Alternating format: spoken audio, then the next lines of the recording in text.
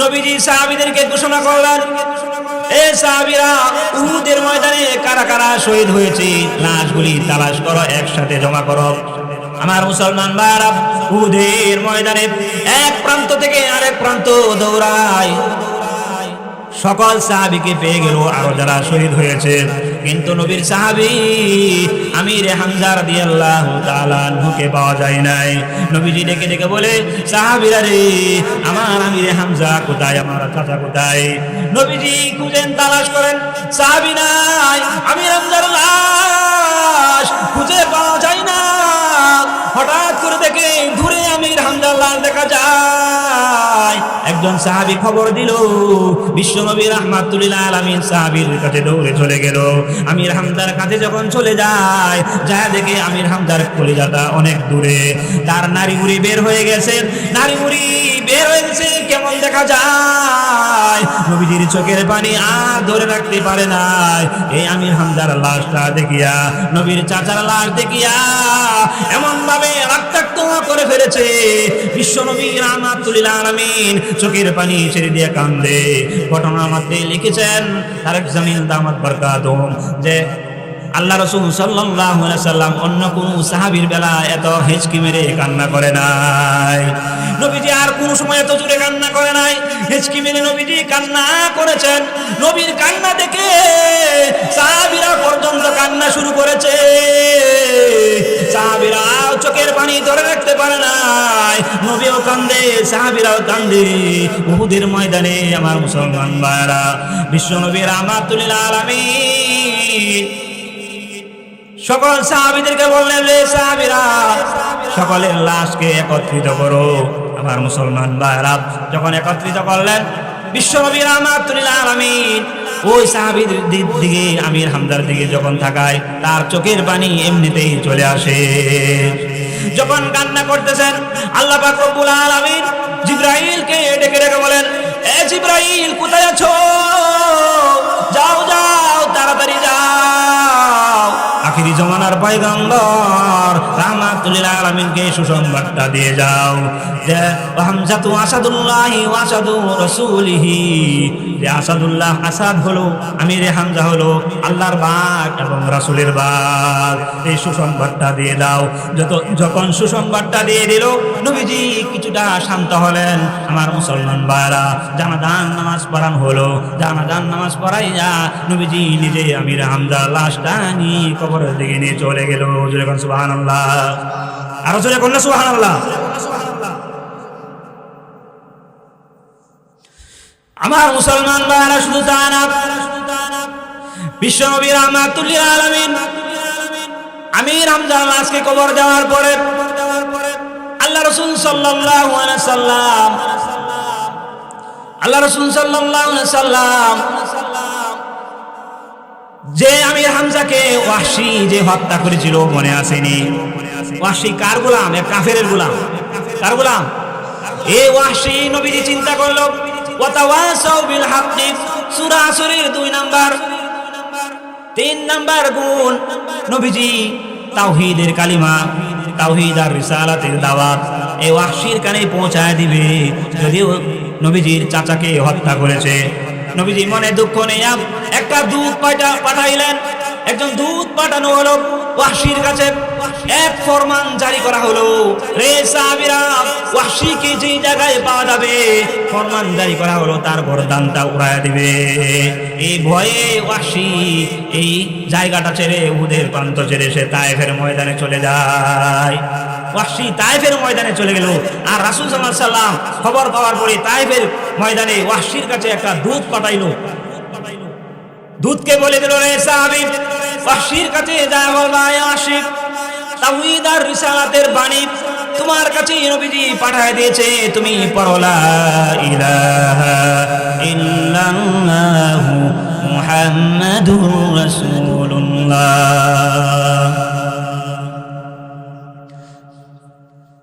আমার মুসলমান ভাইরা, এবার ওয়াহশী জবাব দিল, এ নবীর সাহাবী, আমি কালিমা গ্রহণ করে কি করব? ঈমান আনয়ন করে কি করব? আমি তো নবীর চাচাকে হত্যা করেছি। কি বলেন? এখন সত্য কথা বলতেছে। আমি নবীর চাচাকে হত্যা করেছি। শুধু তা না, অনেক মুসলমানকে উহুদের ময়দানে আমি শহীদ করে দিয়েছি। আমি ঈমান আনলে লাভ কি হবে? এবার দূত নবীর কাছে চলে গেল। বিশ্ব নবী রাহমাতুল লিল আলামিনকে এই খবর দেওয়ার পরে নবীজি আবার দূত পাঠালেন, বললেন সাহাবীরে যা বলবা, এ ওয়াহশী তুমি যদি তওবা করো, আল্লাহ তাআলা জানা দিয়েছে যদি কেউ তওবা করে তাহলে আল্লাহ পাক রব্বুল আলামিন তার পিছনে সমস্ত গুনাহ মাফ করে দিবে। জোরে কোন সুবহানাল্লাহ। শুধু তা না, তার যেই গুনাহ ছিল এই গুনাহগুলি নেকি দ্বারা পরিবর্তন করে দিবে। এবার ওয়াহশী বলল, না না, আমি ঈমান আমল গ্রহণ করতে পারবো না। ঈমান আমল ছাড়া, তওবা ছাড়া অন্য কোনো রাস্তা যদি থাকে তাহলে সেটা বলো। এবার আবার দূত চলে গেল নবীর কাছে। আবার নবীজি দূত পাঠালেন ওয়াহশীর কাছে, এ সাহাবী ওয়াহশীর কাছে আবার যা বলবা, এই ওয়াহশী যদি আল্লাহ তাআলার সাথে কাউকে কোনো ব্যক্তি যদি শিরিক না করে, শরীক না করে, অংশীদার সাব্যস্ত না করে, তাহলে তাকে আল্লাহ তাআলা ক্ষমা করে দিবে। যতই গুনাহ করুক না কেন আল্লাহ তাআলা গুনাহ মাফ করে দিবে। এবার ওয়াহশী ডেকে ডেকে বলে, এ সাহাবী আমি তো শিরিক করেছি, আমাকে কি আল্লাহ তাআলা মাফ করবে? আমাকে কি আল্লাহ তাআলা ক্ষমা করবে? এবার ওয়াহশী চলে গেলেন নবীর দরবারে। শেষ মুহূর্তে নবীজি চতুর্থবারের মাথায় কোরআনের আয়াত দিয়ে আবার আরেকবার দূত পাঠালেন, সাহাবীরে ওয়াহশীর কাছে যায় বলবা, আল্লাহ তাআলা বলেছেন লা তাকনাতু মির রাহমাতিল্লাহ ইন্নাল্লাহা ইয়াগফিরুয যুনুবা জামিআ ইন্নাহু হুয়াল গফুরুর রহিম। আমার মুসলমান ভাইরা দূত এসে বলল, এ ওয়াহশী আল্লাহ তাআলা জানা দিয়েছে আল্লাহ তাআলার রহমত থেকে যেন কেউ নৈরাশ না হয়, আল্লাহ তাআলা তার পিছনে সমস্ত গুনাহ মাফ করে দেবে। ওয়াহশী আবার মনে মনে চিন্তা করতে শুরু করলো। ওয়াহশী আবার সে মনে মনে প্রতিজ্ঞা করলো যে নবীর কাছে চলে যাবে। ওয়াহশী হঠাৎ করে একদিন মুখটা ডেকে, চাদর দিয়ে মুখ ডেকে নবীজি তায়েফ থেকে রওনা করলেন মদিনাতুল মুনাওয়ারাতে, মদিনাতুর রাসূলের কাছে এসে আত্মসমর্পণ করবে। ওয়াহশী যখন নবীজির দরবারে চলে আসলো, বিশ্ব নবী রাহমাতুল লিল আলামিন মসজিদের মধ্যে বসা, একটা আমলের মধ্যে নিযুক্ত। সাহাবীরা মসজিদের এই কোণার মধ্যে বিভিন্ন জায়গার মধ্যে বসেছিলেন। নবীজি যখন এভাবে বসে রয়েছে, ওয়াহশী হঠাৎ করে নবীজির সামনে এসে সাক্ষ্য দিতে শুরু করলো, আশহাদু আল্লা ইলাহা ইল্লাল্লাহু ওয়া আশহাদু আন্না মুহাম্মাদান আবদুহু ওয়া রাসূলুহু। আমার মুসলমান ভাইরা, শুধু তা না, ওয়াহশীর এই আওয়াজটা শোনার সাথে সাথে উমর রাদিয়াল্লাহু তাআলা আনহু, খলিফাতুল মুসলিমিন উমর, আরো অনেক সাহাবীরা দৌড়ে এসে তরবারিটা ওয়াহশীর মাথার উপরে এইভাবে ধরে রেখেছে। আর নবীজিকে বলছেন, ইয়া রাসূলুল্লাহ আপনার চাচার খুনিকে পাওয়া গেছে। ও নবীজি, এই ওয়াহশী যার বিরুদ্ধে ফরমান জারি করা হয়েছিল যে এই ওয়াহশী আপনার সাহাবী, আমির হামজার কলিজাকে বের করে দিয়েছে, নারী বুড়িকে পর্যন্ত বের করে দিয়েছে, না কান চক্ষুকে আলাদা করে দিয়েছিল।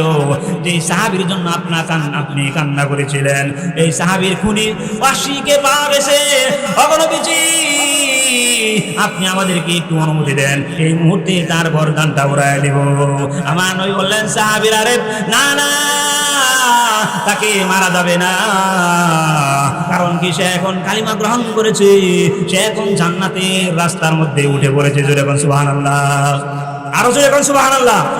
আমার মুসলমান ভাইরা, নবীজি বললেন, একজন কাফের যদি কালেমা গ্রহণ করে আর 10,000 কাফেরকে হত্যা করার চেয়ে উত্তম। এই জন্য তুমি তাকে হত্যা করতে পারবা না, কারণ সে কালেমা গ্রহণ করে জান্নাতের রাস্তায় পদার্পণ করেছে। আমার মুসলমান ভাইরা, শুধু তা না, বিশ্ব নবী রাহমাতুল লিল আলামিন ওয়াহশীর দিকে তাকাইলেন আর বললেন, তুমি কি ওয়াহশী? কহ ওয়াহশী। নবীজি আবার বললেন, ওয়াহশী রে, তোমার কি একটু মায়া লাগলো না? আমার সাহাবী রে, আমার চাচাকে কিভাবে হত্যা করেছো একটু বলো, কেন হত্যা করেছো? ওয়াহশী বলেন, আমি বলতে রাজি ছিলাম না। আমার নবীজি নবী যেহেতু অর্ডার করেছেন এই জন্য একটু সাহস পেয়েছি। ওয়াহশী বলল, আমি তো একটা কাফেরের গোলাম ছিলাম।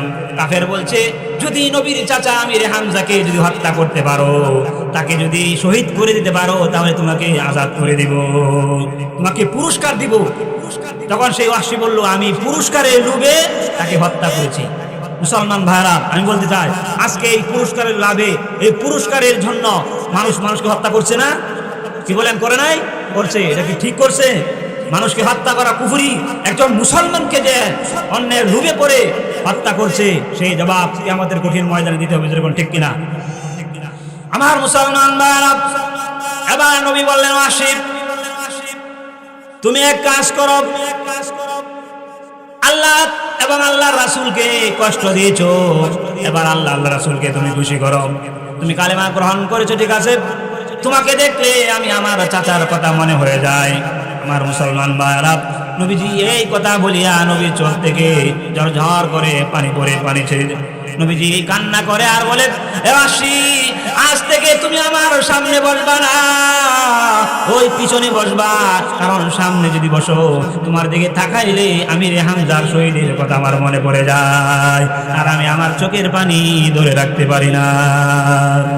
আমার মুসলমান ভাইরা, আল্লাহ নবী, বিশ্ব নবী ওয়াতাওয়াসাউ বিল হাক্কির দাওয়াত দিয়েছেন কিনা জোরে কোন? অনেক ঘটনা সারা রাত বললেও তো শেষ হবে না, অনেক করুণ কাহিনী রয়েছে মুসলমান ভাইরা।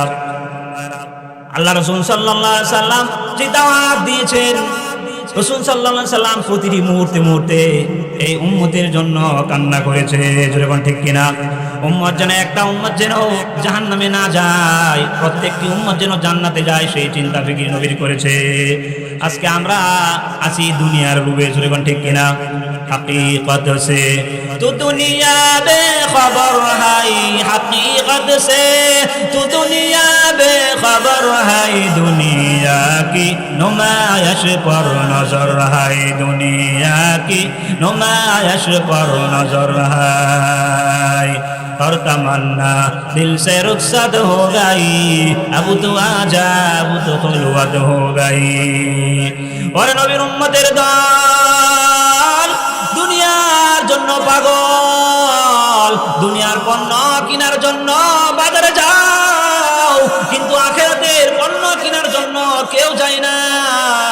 আজকে এখানে ওয়াজ মাহফিল হচ্ছে, সকল মানুষ ঘুমাইতেছে, দূরে কোন ঠিক কিনা?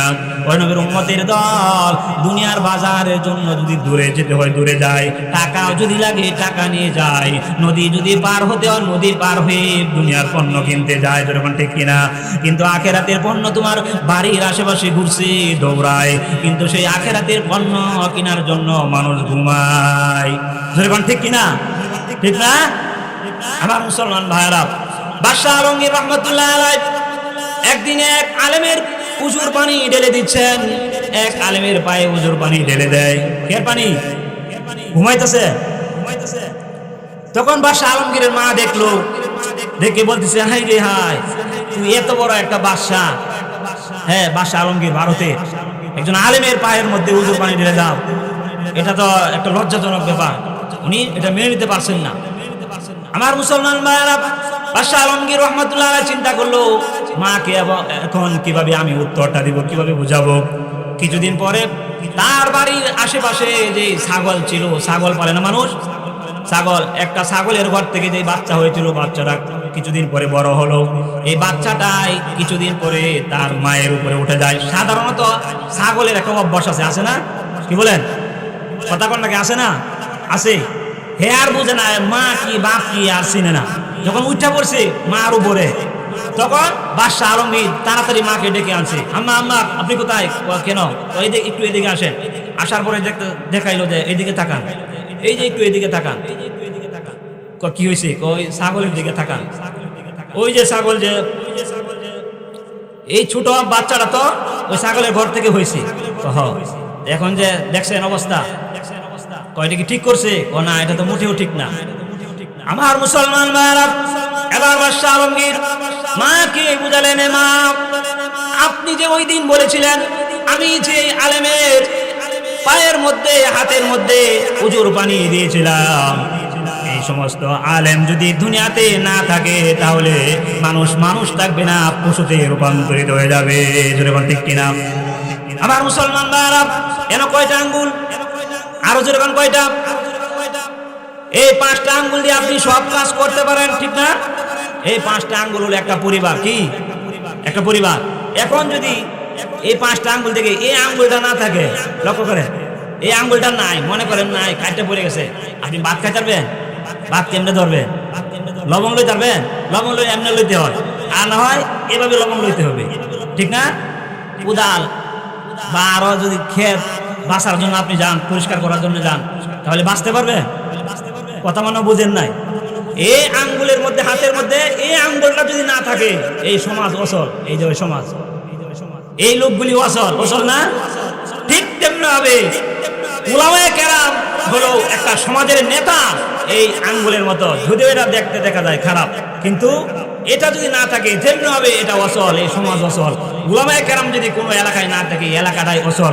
কেমন অচল? বাদশাহ আলমগীরের মতো মানুষ থাকবে না, মানুষ চতুষ্পদ জানোয়ারে পরিণত হয়ে যাবে। যেরকম ঠিক কিনা? কওমি মাদ্রাসা যদি না থাকে, হক্কানি আলেম যদি না থাকে, তাহলে মানুষ থাকবে না। আপনারা বুঝবেন না কিছু। এখন তো দুনিয়া আরো আপডেট হয়ে যাচ্ছে, অনেক কিছু হচ্ছে। আরো যে সামনে কি হবে যদি উলামায়ে কেরাম না থাকেন, তাহলে আপনি আমাদেরকে এগুলি কে বুঝাবে বলেন? আমার মুসলমান ভাইরা, একটা হাদিস বলি, আজকের আলোচনা শেষ করে দিব। সহিহ বুখারী শরীফ 6119 নম্বর হাদিস। আমার নবীজি বলেন, ক্বালা রাসূলুল্লাহ সাল্লাল্লাহু আলাইহি ওয়াসাল্লাম, ক্বালা রাসূলুল্লাহ সাল্লাল্লাহু আলাইহি ওয়াসাল্লাম, ইখবাসুল মুমিনুনা ইয়াওমাল কিয়ামাহ। আমার নবী, আপনার নবী, আখিরি জামানার পয়গম্বর রাহমাতুল লিল আলামিন বলেন, ও আমার উম্মতেরা, ভালো করে শুনে নাও, কিয়ামতের কঠিন ময়দানে আল্লাহ পাক রব্বুল আলামিন সকল মুমিন মুসলমানদেরকে হাসরের মাঠে আটক করে রাখবেন। জোরে কোন, কি করে রাখবেন? ইখবাসুল মুমিনুনা, সকল মুমিন মুসলমানকে আটক করে রাখবেন। তখন মুমিন মুসলমানেরা অশান্তি, অস্থির হয়ে যাবে দাঁড়ায় থাকতে থাকতে। কারণ আমরা টুপি মাথায় দিলাম, দাড়ি রাখলাম, নামাজ আদায় করলাম, হাসরের মাঠে কষ্ট করার জন্য না? জোরে কোন। আজকে এখানে বসে রয়েছি আল্লাহকে পাওয়ার জন্য নাকি? জোরে কোন। আল্লাহকে পাওয়ার জন্য, জান্নাত পাওয়ার জন্য আজকে আমরা এখানে বসে রয়েছি। ওরে নবীর উম্মতের দল, ভালো করে শুনে নাও, বুখারী শরীফের মধ্যে নবীজি বলেন, সকল মুমিন মুসলমানকে যখন আল্লাহ আটক করে রাখবেন, তখন তারা অস্থির হয়ে যাবে, আর তারা চলে যাবে, একে অপরকে বলতে থাকবে, আমাদের জন্য যদি এমন কোন একজন ব্যক্তি পাইতাম যে সুপারিশ করানোর জন্য, এমন কোন ব্যক্তি যদি আমাদের জন্য আল্লাহর কাছে সুপারিশ করত, তাহলে আমাদের জন্য ভালো হতো, অশান্তি থেকে আমরা শান্তি পেয়ে যেতাম। ঠিক কিনা? সহিহ বুখারীর হাদিসে এসেছে, ইয়াতুনা আদামা, আদম নবীর কাছে সকল মুমিন মুসলমান চলে গেল, গিয়া বলল, ইয়া আদম আবুন নাস, আপনি সকল আদম সন্তানের বাবা। খলাকাল্লাহু বিয়াদিহি, আল্লাহ তাআলা আপনাকে নিজের হাতে বানাইছেন। আসকানাকাল জান্নাহ, আল্লাহ তাআলা আপনাকে সর্বপ্রথম জান্নাতে প্রবেশ করাইছেন। তখন নবীজি, আমরা সকলে মুমিন মুসলমানেরা আপনার সন্তান, আপনার কাছে এসেছি, একটু সুপারিশ করেন না। আমার মুসলমান মারা, আদম আলাইহিস সালাম ডেকে ডেকে বলেন, হে মুমিন মুসলমানেরা, সহিহ বুখারীর বর্ণনা, ফায়াকুলু ইন্নী লাস্তু হুনাকুম, মুসলমানেরা গো, আমি তোমাদের এই সুপারিশের যোগ্য নয়, আমি সুপারিশ করতে পারবো না। তোমরা এক কাজ করো, তোমরা নূহ নবীর কাছে চলে যাও। নূহ আলাইহিস সালামের কাছে চলে যাওয়ার পরে নূহ আলাইহিস সালাম বলবে, আমি পারবো না। ফায়াকুলু ইন্নী লাস্তু হুনাকুম, নূহ নবী ডেকে ডেকে বলে, এই উম্মতেরা, আমি তোমাদের এই কাজের যোগ্য নয়। আমার মুসলমান ভাইরা, শুধু তা না, নূহ আলাইহিস সালাম বলবে, হে মুমিন মুসলমানেরা, তোমরা ইব্রাহিম খলিলুল্লাহর কাছে চলে যাও। সকল মুমিন মুসলমানেরা সুপারিশ করার জন্য মুমিন মুসলমানেরা ইব্রাহিম খলিলুল্লাহর কাছে চলে যাবে। ইব্রাহিম আলাইহিস সালাম একই কথা বলবেন, সহিহ বুখারীর বর্ণনা, ফায়াকুলু ইন্নী লাস্তু হুনাকুম, আমি তোমাদের এই কাজের যোগ্য নয়। আমার মুসলমান ভাইরা, ইব্রাহিম আলাইহিস সালাম বললেন, তোমরা এক কাজ করো, মুসা নবীর কাছে চলে যাও। মুসা আলাইহিস সালাম বলবেন, একই কথা বলবেন, সহিহ বুখারীর বর্ণনা, ফায়াকুলু ইন্নী লাস্তু লাকুম, এ মুসলমানেরা রে, আমি তোমাদের এই সুপারিশ কাজের যোগ্য নয়। আমার মুসলমানেরা শুধু তা না, আদম আলাইহিস সালামের কাছে যখন যাবেন, আদম আলাইহিস সালাম বলবেন নাফসি নাফসি। নূহ আলাইহিস সালামের কাছে যখন যাবেন, নূহ আলাইহিস সালাম বলবেন নাফসি নাফসি। ইব্রাহিম নবী বলবেন নাফসি নাফসি, ইউসুফ নবী বলবেন নাফসি নাফসি, ইসহাক নবী বলবেন নাফসি নাফসি, জাকারিয়া নবী বলবেন নাফসি নাফসি, ইব্রাহিম নবী বলবেন নাফসি নাফসি, মুসা নবী বলবেন নাফসি নাফসি, ইসমাইল নবী বলবেন নাফসি নাফসি, ইউসুফ নবী বলবেন নাফসি নাফসি, সুলাইমান নবী বলবেন নাফসি নাফসি, দাউদ নবী বলবেন নাফসি নাফসি, ঈসা আলাইহিস সালাম বলবেন নাফসি নাফসি। সহিহ বুখারীর বর্ণনা, রাহমাতুল লিল আলামিনের কাছে যখন সকল উম্মতেরা দৌড়ে চলে যাবে, রাহমাতুল লিল আলামিন বলেন, আমার কাছে আসার পরে ওয়াকাতু সাজিদান, আমি আল্লাহ তাআলার কুদরতি পায়ে সিজদায় পড়ে যাব। সুবহানাল্লাহ। আমার মুসলমান ভাইরা, বিশ্বনবী বলেন, আমি সিজদায় পড়ে আমার আল্লাহ তাআলাকে ডেকে ডেকে আমি যখন কান্না করব, আল্লাহ তাআলা বলবেন, ইরফা রাসাকা ইয়া মুহাম্মদ, এ মুহাম্মদ মাথা উঠাও, আর কান্না করো না, মাথা উঠাও মাথা উঠাও, ইরফা রাসাকা, মাথা উঠাও, সালতুতা, আজকে যা চাইবা তাই দিয়ে দেব, ওয়াশফা তুশাফা, আজকে সুপারিশের অধিকার আমি আপনাই নবীকে দিয়ে দিলাম। সুবহানাল্লাহ। আমার মুসলমান ভাইরা, নবীজি বলেন, আল্লাহ তাআলা আমাকে বলবেন, নবীজি মাথা উঠান, সুপারিশ করুন, সুপারিশের অধিকার আপনাকে দিলাম। আমার নবীজি বলেন, আমি জাহান্নামে যাব, জাহান্নামে যাওয়ার পরে একটা নির্দিষ্ট পরিমাণ আছে, এই নির্দিষ্ট পরিমাণ উম্মতদেরকে জাহান্নাম থেকে বের করে জান্নাতে ঢুকায় দেব। সুবহানাল্লাহ। আমার মুসলমান ভাইরা, শুধু তা না, নবীজি বলেন, যখন আমি একবার জাহান্নাম থেকে বের করে নিয়ে যাব, আবার আমি সিজদায় পড়ে যাব, আবার আল্লাহ তাআলা বলবেন, নবীজি আপনি মাথা উঠান, কান্না করবেন না। এভাবে একবার দুইবার নয়, তিনবার